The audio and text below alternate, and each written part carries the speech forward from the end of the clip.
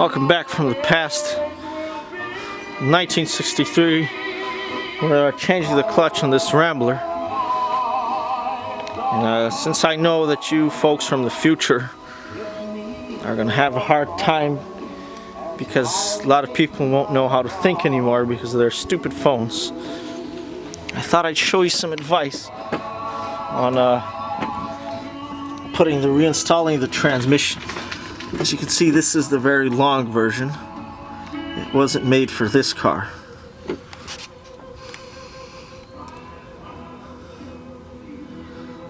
This is probably from a Ford. And all I did to tighten the bolts was put two extensions connected to each other. And then it tightens up really easily. As you can see,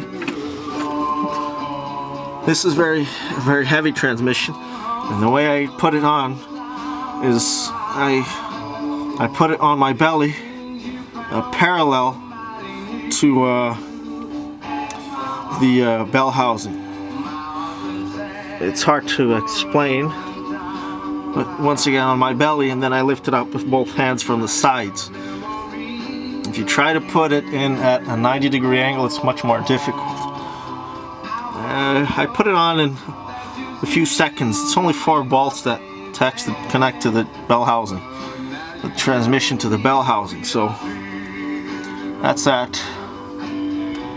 You won't normally have this problem because the correct transmission for this car is much shorter. And I've got one.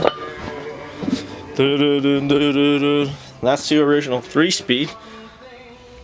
And the 3-speed with the overdrive is over there.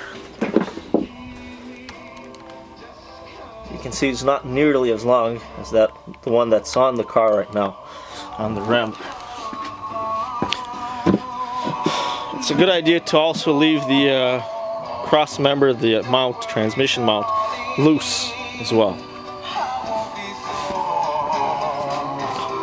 If you like my message from 1964, maybe 63, this car would have been new in 1963. Yeah, maybe it's 5 years old now.